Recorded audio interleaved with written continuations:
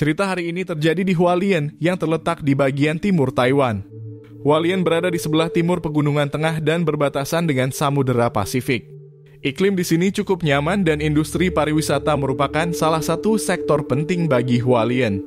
Ada banyak tempat wisata terkenal, misalnya keindahan pantai biru Sising yang berbentuk setengah bulan seperti lukisan, serta Taman Nasional Taroko Gorge yang megah dan menakjubkan. Hualien adalah tempat yang indah. Halo, selamat datang di Sigma Story. Senang bertemu dengan kalian lagi. Pada tanggal 8 September 2006, di kota Jianshan di bagian timur Laut Hualien, beberapa penduduk mulai merasakan sesuatu yang tidak biasa. Saat itu adalah hari Jumat, ini adalah akhir musim panas dan awal musim gugur, tapi suhu masih cukup panas. Namun, penduduk sekitar yang tinggal di Jalan Changji 258 mulai mencium bau yang tidak sedap. Bau tersebut selama beberapa hari ini juga tidak kunjung hilang. Sekitar pukul 7 malam, seorang warga tidak tahan lagi dengan bau tersebut dan memutuskan untuk menghubungi polisi, berharap mereka dapat segera mengatasi masalah ini. Karena populasi di desa Jian sangat padat dan terkadang perselisihan antar tetangga tidak dapat dihindari, polisi juga menghubungi kepala desa Jian yang bernama Deng Senghui. Lalu bersama dengan kepala desa, polisi melakukan penyelidikan untuk menangani masalah tersebut. Kemudian petugas dan kepala desa berjalan ke dalam gang dan ternyata mereka juga mencium bau busuk yang samar. Bau ini sangat berbeda dengan bau limbah yang biasanya tercium sehingga mereka mulai mencari sumber bau tersebut. Kemudian beberapa warga yang melihat kedatangan polisi dan kepala desa segera memberikan informasi. Mereka menyebutkan bahwa bau menyengat tersebut kemungkinan berasal dari rumah keluarga Liu di nomor 25 yang terletak di depan rumah mereka. Selain itu, dalam beberapa hari terakhir tidak ada orang yang terlihat masuk maupun keluar dari rumah Liu. Saat itu waktu sudah menjelang malam dan kepala desa bersama petugas tiba di depan rumah keluarga Liu yang berupa bangunan berlantai 3. Kemudian 2 orang petugas mendekati pintu dan mengetuknya, tapi tidak ada suara sambutan dari dalam. Mereka terus mengetuk namun masih belum ada respons. Selang beberapa saat mereka mengetuk sekali lagi, tapi masih belum ada balasan.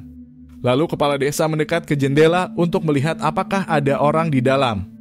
Karena sudah malam, ia tidak dapat melihat dengan jelas, tapi terlihat ada beberapa lalat berterbangan di dalam rumah. Sambil menunggu kedatangan tuan rumah, 2 petugas yang berdiri di depan pintu jelas bisa mencium bau busuk yang memang berasal dari rumah tersebut. Kemudian mereka menyadari bahwa sudah beberapa hari tidak ada orang yang keluar masuk dari rumah Liu, sehingga mereka mulai merasakan firasat buruk. Jadi polisi berencana untuk mendobrak pintu untuk memeriksa situasi. Namun pintu masuk rumah Liu adalah pintu besi anti maling. Petugas mencoba menendang pintu tersebut tapi tidak berhasil. Kemudian kepala desa menyewa seorang tukang kunci untuk membantu membuka pintu. Setelah 1 jam berusaha, pintu itu berhasil terbuka dan pada saat itu langit sudah sepenuhnya gelap. Di bawah cahaya malam yang redup, ruangan gelap itu mengeluarkan bau yang menyengat, membuat orang yang masuk merasa tidak nyaman. Kepala desa melangkah ke dalam sambil meraba dinding dan berhasil menemukan saklar lampu di lantai pertama. Begitu cahaya lampu menerangi, dia tidak menemukan hal yang aneh di ruangan ini, selain hanya lalat yang sedang berterbangan. Kemudian petugas dan kepala desa melangkah menaiki tangga bersiap untuk pergi ke lantai 2, di mana kemungkinan besar bau busuk itu berasal. Ketika petugas dan kepala desa mencapai lantai 2, mereka menyentuh saklar di dinding untuk menyalakan lampu.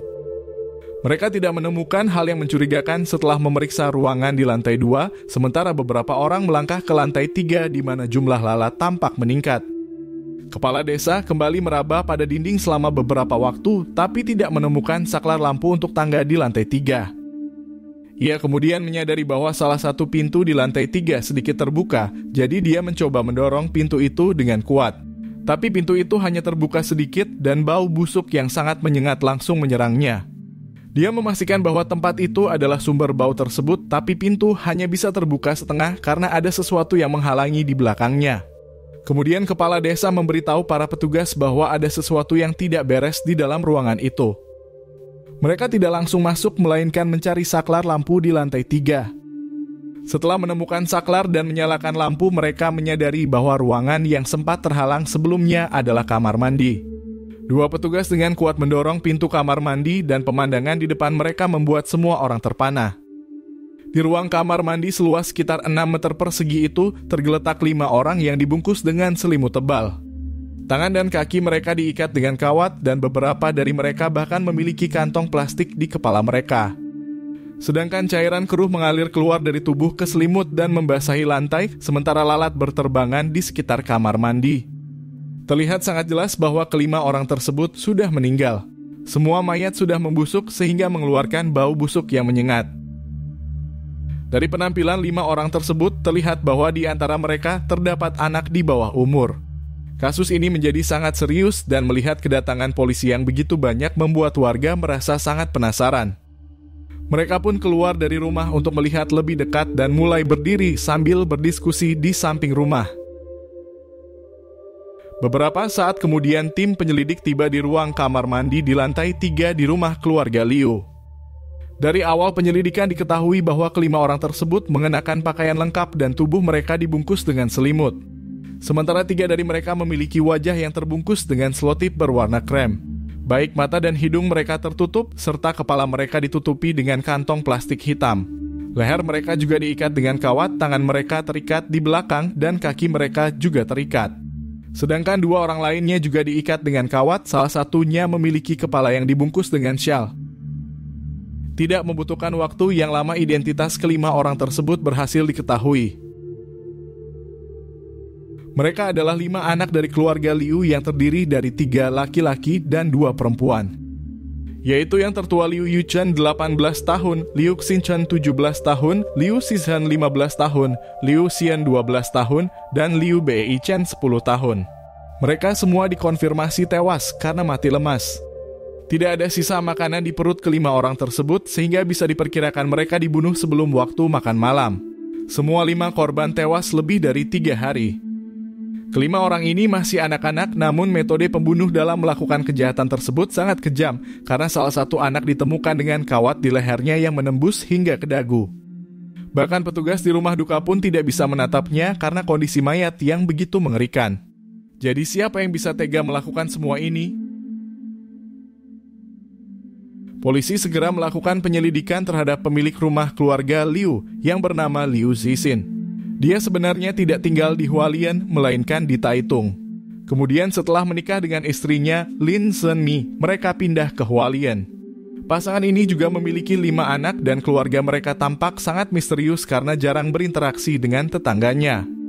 Polisi selanjutnya melakukan penyelidikan dengan cermat di rumah keluarga Liu. Pintu depan terkunci dari dalam dan semua jendela di dalam rumah tertutup rapat. Ventilasi pada pintu kamar mandi di lantai 3 ditutup dengan lakban, diduga untuk mencegah bau menyebar dan terdeteksi oleh tetangga sekitar. Di depan pintu kamar mandi terdapat sebuah gulungan lakban yang sudah habis digunakan dan dari sisa gulungan lakban tersebut polisi berhasil menemukan sidik jari yang rusak. Di depan pintu kamar mandi di lantai 3 ditemukan 3 butir puntung rokok. Merek rokok puntung tersebut berbeda dengan merek yang biasa dikonsumsi oleh pemilik rumah, Liu Zixin. Setelah diperiksa, air liur yang terdapat di puntung rokok tersebut tidak cocok dengan DNA milik Liu Zixin.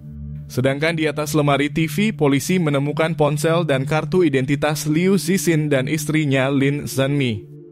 Hal yang membuat polisi heran adalah bahwa tidak ada tanda perkelahian yang ditemukan di seluruh rumah. Baik uang tunai, perhiasan emas dan perak, dan barang berharga lainnya di rumah Liu tidak hilang. Hal ini membuat polisi mengesampingkan kemungkinan terjadinya pembunuhan akibat perampokan. Di meja kerja di ruang tamu di lantai 1, polisi menemukan 2 catatan, satu bertuliskan di kertas putih dan satu lagi di lembar uang senilai 1.000. Kedua catatan tersebut menyatakan bahwa nomor 25 dalam keadaan darurat, mohon segera laporkan ke polisi, SOS Jalan Changji 258. Menurut penilaian ahli, tulisan di catatan tersebut berasal dari ayah anak, Liu Zixin. Tampaknya dia sedang mengeluarkan sinyal meminta pertolongan. Karena orang tua dari 5 anak tersebut tidak diketahui keberadaannya dan di tempat kejadian terdapat pesan permohonan pertolongan, polisi khawatir mereka sedang dibawa pergi oleh pelaku. Untuk itu mereka mengeluarkan pengumuman pencarian orang dengan harapan dapat segera menemukan kedua orang tua tersebut. Tidak lama kemudian pemilik puntung rokok di depan pintu kamar mandi lantai 3 ditemukan. Orang ini adalah teman Liu Zixin yang bernama Xiao. Xiao memberitahu polisi bahwa lebih dari seminggu yang lalu dia memang pernah mengunjungi rumah Liu, tetapi setelah itu dia belum lagi mengunjunginya. Karena Xiao memberikan bukti alibi yang dapat dipercaya, kecurigaannya dihilangkan. Tapi Xiao menyebutkan kepada polisi bahwa pada hari itu dia mengobrol dengan Liu sambil merokok di lantai 1 dan membuang puntung rokoknya di asbak. Dia tidak tahu mengapa puntung rokok itu muncul di depan pintu kamar mandi di lantai 3. Setelah mendapat informasi, petugas yang melakukan penyelidikan memeriksa 3 puntung rokok dengan teliti dan menemukan bahwa cara pemadamannya berbeda. Sehingga dapat disimpulkan bahwa ketiga puntung rokok tersebut tidak ditinggalkan pada waktu yang sama. Sepertinya pelaku sengaja menaruh puntung rokok di pintu masuk kamar mandi dengan tujuan untuk mengacaukan penyelidikan polisi. Kemudian seorang tetangga di dekat rumah Liu mengatakan bahwa 3 hari yang lalu, sekitar pukul 7.20 malam pada tanggal 5 September, dia melihat Lin Zhenmi sedang keluar untuk membuang sampah. Tetangga tersebut merasa aneh karena biasanya yang bertugas membuang sampah adalah anaknya dan dia belum pernah melihat Lin Zhenmi melakukannya. Saat itu tetangga tersebut juga menyapa Lin Zhenmi, tapi dia hanya mengangguk tanpa berbicara lebih banyak. Keesokan paginya setelah bangun, tetangga tersebut memperhatikan bahwa mobil kecil keluarga Liu sudah tidak ada di rumah dan setelah itu dia tidak lagi melihat anggota keluarga Liu. Polisi juga menemukan bahwa Liu Zijin memiliki 3 perusahaan atas namanya. Dia biasanya mengunjungi perusahaan secara rutin untuk mengevaluasi bisnis. Karyawan perusahaan memberitahu polisi bahwa 4 hari yang lalu, pada pagi hari tanggal 4 September, Liu Xixin datang lebih awal ke perusahaan seperti hari biasanya. Dia memberitahu karyawan bahwa dia akan membawa anaknya pergi ke Taipei untuk menjalani operasi. Dan dalam beberapa hari terakhir, dia tidak akan berada di perusahaan. Anak tertua bernama Liu Yuchen baru saja lulus dari sekolah menengah dan akan melanjutkan studi di Universitas Teknologi Medis Yuanpei di Hsinchu. Saat ini adalah musim liburan musim panas dan sekolah belum resmi dibuka. Pihak universitas menyatakan bahwa bulan lalu anak tertua Liu Yuchen telah mendaftar ke asrama sekolah tapi dia belum menempatinya. Anak kedua Liu Xinchuan dan anak ketiga Liu Xizhen diketahui bersekolah di SMA Hualien Siwei. Pihak sekolah menyebutkan bahwa 3 hari yang lalu, pada tanggal 5 September, Liu Xizhen datang ke sekolah untuk belajar, tapi Liu Xinchuan tidak datang dan tidak meminta izin. Pada pukul 7.50 pagi, guru menelepon rumah keluarga Liu dan ibu Liu yang mengangkat telepon. Dia menjelaskan bahwa Liu Xinchuan sedang dalam kondisi tidak sehat dan perlu beristirahat di rumah. Namun pada hari berikutnya, baik Liu Xinchuan dan Liu Xizhen tidak datang ke sekolah. Guru itu kembali menelepon rumah Liu untuk menanyakan kondisinya, namun tidak ada yang menjawab telepon. Anak keempat Liu Xian adalah siswa kelas 1 di SMP Jianxi di Hualien. Sedangkan anak kelima yang bernama Liu Beichen adalah siswa kelas 4 di sekolah dasar Jian. Guru mereka mengatakan bahwa pada hari Selasa tanggal 5 September, Liu Xian datang ke sekolah untuk membantu adiknya Liu Beichen dalam meminta izin tidak masuk sekolah. Dia beralasan adiknya sedang demam dan perlu waktu untuk beristirahat di rumah. Namun pada hari Rabu tanggal 6 September, baik Liu Xian maupun Liu Beichen tidak datang ke sekolah. Kedua guru mereka juga menelepon rumah Liu, tapi tidak ada yang menjawab. Karena Liu Beichen tidak masuk sekolah selama 2 hari berturut-turut, gurunya merasa sangat heran. Kemudian selama 2 hari berturut-turut, guru tersebut mengunjungi rumah keluarga Liu, namun setelah beberapa kali mengetuk pintu, tidak ada yang membukakan pintu. Dilihat dari jejak keberadaan terakhir kelima anak tersebut, sepertinya mereka kehilangan kontak dengan sekolah pada tanggal 6 September, yaitu 2 hari sebelum ditemukan jenazah mereka. Polisi menduga bahwa kelima anak tersebut telah dibunuh pada hari itu. Selain itu, polisi mengetahui bahwa Liu Xizhen dan Liu Xian memiliki pelajaran olahraga pada tanggal 5 September. Dan kedua mayatnya ditemukan sedang mengenakan seragam olahraga sekolah yang menunjukkan bahwa mereka kemungkinan dibunuh setelah pulang dari sekolah. Tapi berdasarkan kesaksian guru dan tetangga, orang tua anak tersebut masih berada di rumah pada tanggal 5 September. Jika ada seseorang yang ingin membunuh kelima anak tersebut di rumah, orang tua mereka pasti tidak akan tinggal diam. Namun polisi sangat bingung karena di dalam rumah tidak ditemukan jejak perkelahian sama sekali. Tempat tinggal keluarga Liu berada di daerah yang padat penduduk. Sang pembunuh pasti sangat sulit untuk menghindari perhatian orang lain dalam mengendalikan seluruh keluarga. Namun tidak ada tetangga yang mendengar suara aneh dari rumah Liu selama beberapa hari sebelum kejadian. Selain itu, anak tertua Liu Yuchen sudah berusia 18 tahun dan anak kedua Liu Xinchen juga sudah 17 tahun. Mereka sudah memiliki fisik yang hampir sama dengan orang dewasa, ditambah lagi mereka adalah anak laki-laki yang bertubuh kuat. Ketika nyawa mereka terancam, mereka pasti bisa melawan. Namun tidak ditemukan jejak perlawanan pada tubuh kedua anak tersebut. Polisi menduga bahwa sang pembunuh pasti menggunakan suatu cara untuk membuat kelima anak tersebut kehilangan kemampuan untuk melawan sebelum menyerang mereka. Setelah penyelidikan, polisi mengirimkan organ dalam 5 orang tersebut ke lembaga forensik untuk diperiksa. Pada hasil pemeriksaan menunjukkan adanya reaksi racun dan tidak ditemukan jejak obat tidur maupun obat penenang. Selain itu, pihak forensik juga menemukan hal baru bahwa waktu kematian kelima anak tersebut tidak terjadi pada hari yang sama. Anak pertama, kedua, dan kelima meninggal pada hari yang sama, sementara anak ketiga dan keempat, yang merupakan 2 saudara perempuan, meninggal keesokan harinya. Hal ini sesuai dengan fakta bahwa anak kedua dan kelima tidak pergi ke sekolah pada tanggal 5 September, sementara anak ketiga dan keempat datang ke sekolah seperti biasa. Dengan demikian, bisa dipastikan bahwa kelima anak tersebut telah mengonsumsi racun sebelum kematiannya dan pencarian racun tersebut menjadi arah penyelidikan baru bagi polisi. Kemudian, polisi melakukan pencarian ulang di rumah keluarga Liu dan menemukan sebuah pot tanaman huaguo. Huaguo merupakan tanaman merambat yang termasuk dalam famili leguminosa yang kini lebih dikenal sebagai Fabaceae. Karena mengandung senyawa beracun yang disebut rotonane, tanaman ini juga sering digunakan oleh beberapa penduduk setempat untuk memancing ikan. Mereka akan menghancurkan dahan dan daun dari huaguo menjadi damar, lalu menuangkan damar tersebut ke dalam air. Tidak lama kemudian, ikan akan mengalami kelumpuhan. Tanaman ini tidak bisa dimakan karena begitu dikonsumsi, gejala yang muncul antara lain mual, muntah, dan kejang. Bahkan dalam kasus yang parah bisa menyebabkan koma, kelumpuhan pernapasan, gagal jantung, hingga menyebabkan kematian. Bagian paling beracun dari tanaman ini terdapat pada akarnya. Dan setelah melakukan penyelidikan, ternyata tanaman huaguo di rumah Liu sudah tidak memiliki akar.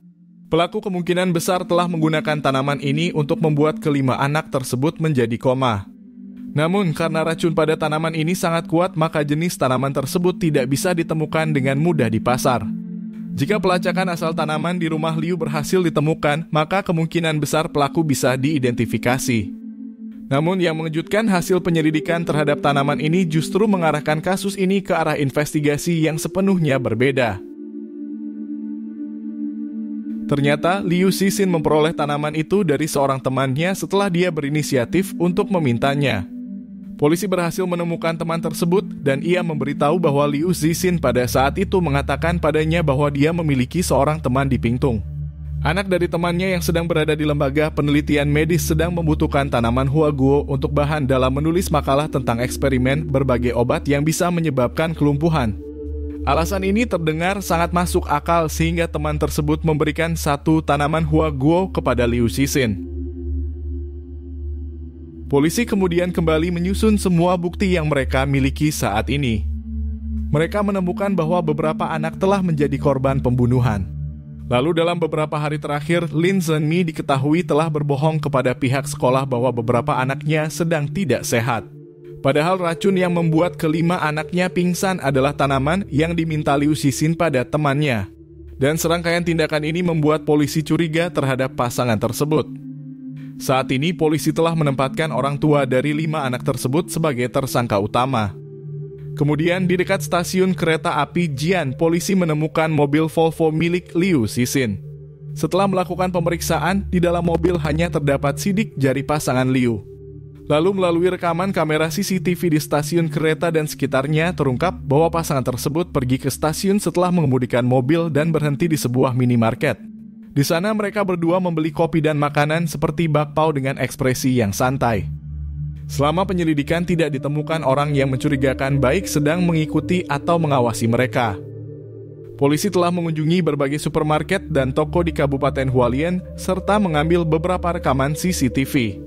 Dari penyelidikan tersebut ditemukan bahwa semua barang yang digunakan pembunuh seperti lakban, kawat, dan tang ujung runcing ternyata semua dibeli langsung oleh Lin Zhenmi. Sementara itu hasil forensik juga memperoleh temuan baru.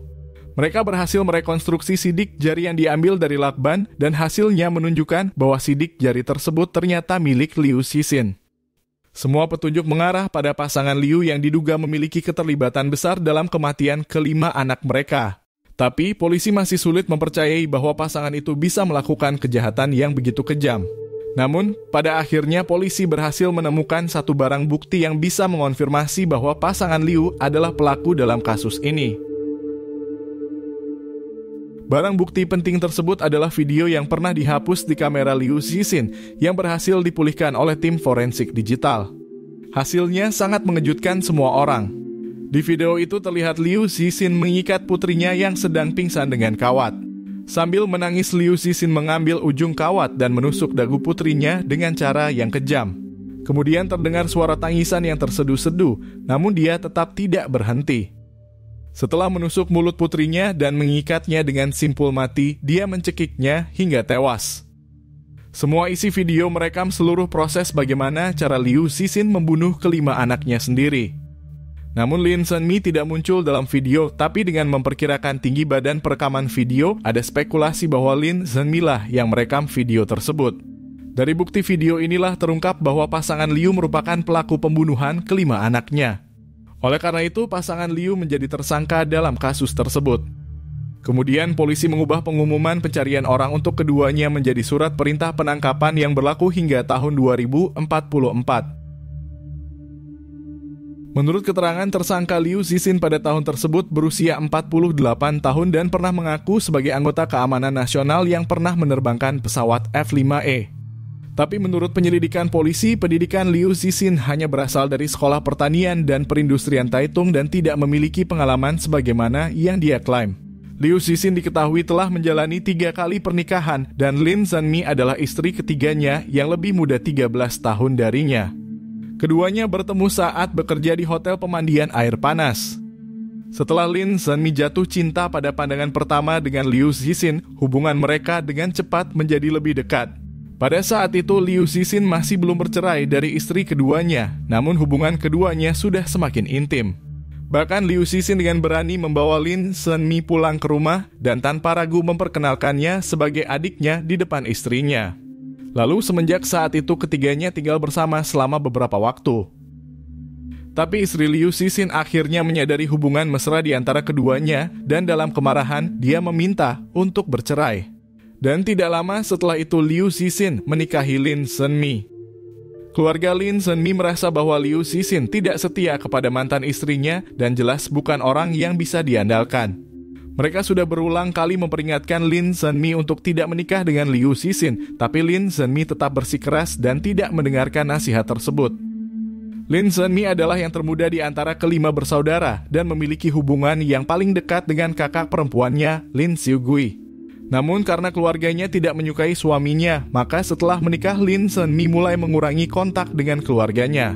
Dia hanya sesekali berkomunikasi dengan saudara perempuannya yang ketiga. Hal ini membuat Liu Cixin merasa sangat tidak puas dengan sikap keluarga mertuanya.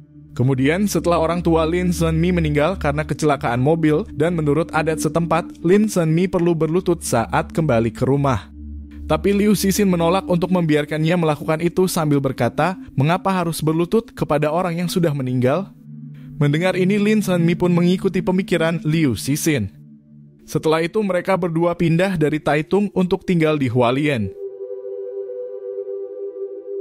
Liu Cixin memiliki kepribadian yang tertutup dan tidak mau berinteraksi dengan orang lain, serta tidak ingin orang lain mengetahui kondisi keluarganya.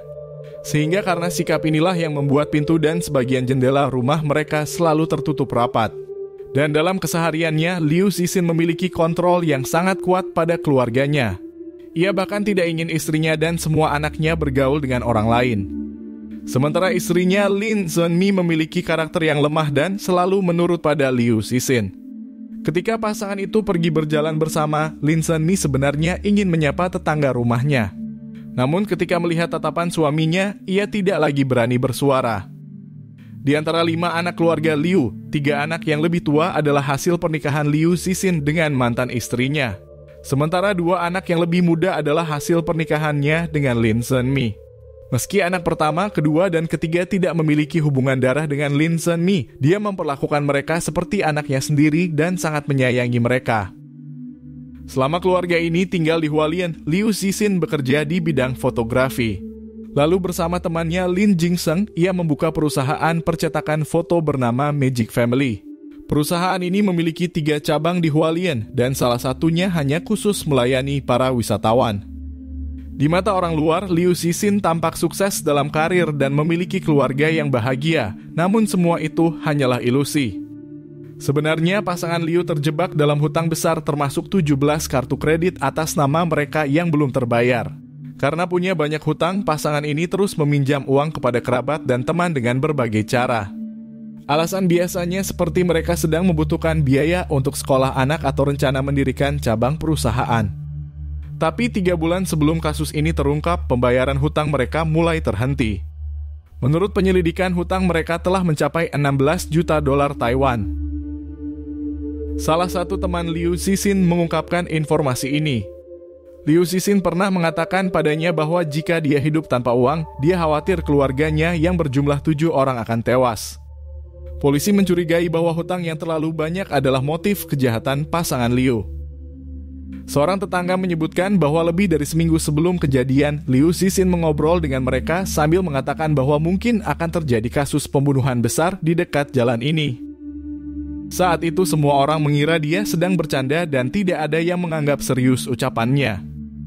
Tapi sekarang terlihat bahwa Liu Cixin mungkin merujuk pada kejadian kematian tragis ke-5 anaknya. Kemudian berdasarkan bukti yang berhasil diperoleh, polisi mulai merekonstruksi kejadian. Lin Zhenmi pergi ke supermarket untuk membeli lakban, kawat, serta peralatan lain yang diperlukan untuk melakukan pembunuhan.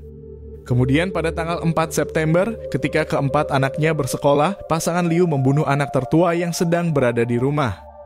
Mereka menggunakan air minum yang sudah tercampur damar huaguo untuk membuat anak tertua tidak sadarkan diri.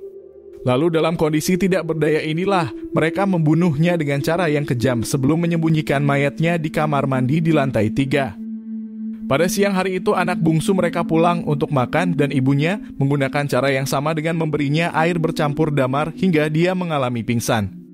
Setelah Liu Cixin membunuh anak bungsunya, dia menyimpan mayatnya di kamar mandi lantai 3. Pada sore harinya anak ketiga dan keempat kembali ke rumah. Pada hari itu mereka berdua sementara lolos dari kematian. Kemudian pada malam harinya anak kedua terlambat pulang ke rumah, namun dia tetap tidak bisa lolos dari nasib buruk. Pasangan Liu kembali membunuh anak kedua dengan cara yang sama dan menyembunyikannya di kamar mandi.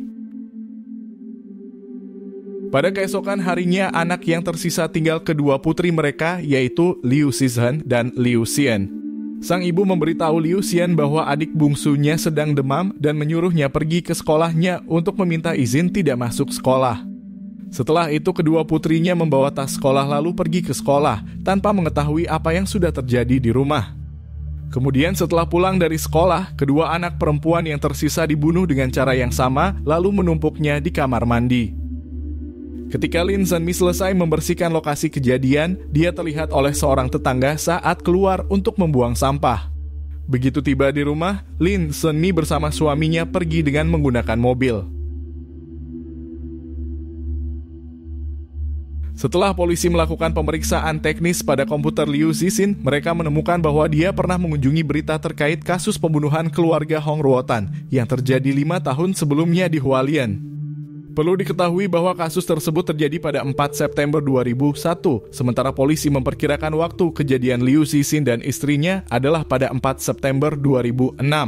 Kedua kasus tersebut terjadi pada tanggal yang sama dan Liu Cixin mungkin berusaha meniru kasus pembunuhan keluarga Hong Ruotan. Polisi terus berusaha mencari keberadaan pasangan Liu.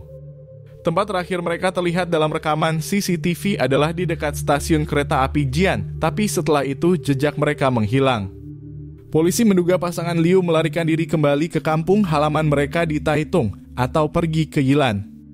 Polisi sudah melakukan beberapa pencarian di sekitar wilayah Taitung dan Yilan, tapi tidak menemukan apapun.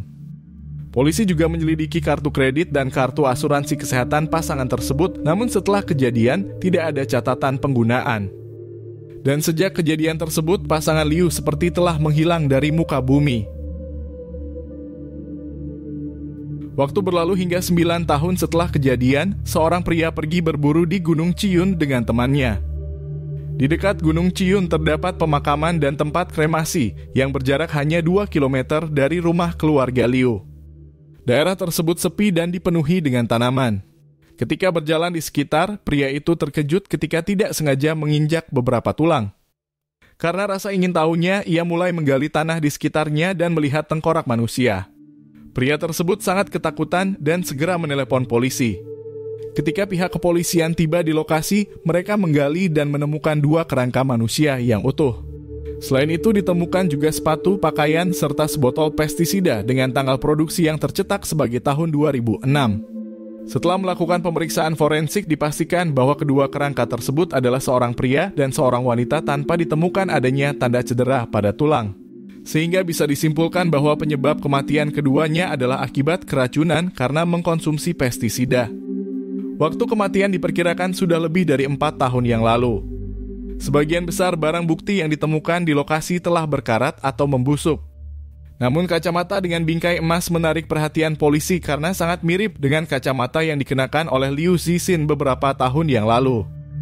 Setelah dilakukan pemeriksaan DNA, dipastikan bahwa kedua orang tersebut adalah Liu Zixin dan Lin Zhenmin yang telah lama hilang. Sehingga bisa diperkirakan bahwa pasangan suami istri ini telah mengakhiri hidupnya dengan mengonsumsi pestisida setelah membunuh kelima anak mereka. 3 bulan setelah penemuan kerangka mereka, Kejaksaan Hualien menyimpulkan kasus ini. Bukti dalam kasus tersebut menunjukkan bahwa Liu Zixin dan Lin Zhenmin diduga telah membunuh kelima anak mereka, lalu memilih mengakhiri hidup dengan meminum pestisida di pegunungan.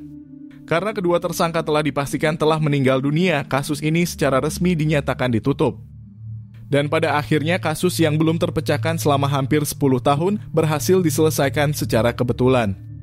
Namun masih banyak misteri yang masih belum terpecahkan dalam kasus ini. Seperti mengapa mereka menulis 2 catatan tersebut, dan mengapa setelah merekam video proses pembunuhan tersebut mereka memutuskan untuk menghapusnya. Dan apakah mereka melakukan semua itu karena dipaksa oleh seseorang? Sayangnya semua berbagai pertanyaan seperti ini selamanya tidak akan pernah terjawab. Begitulah cerita hari ini, terima kasih telah menonton.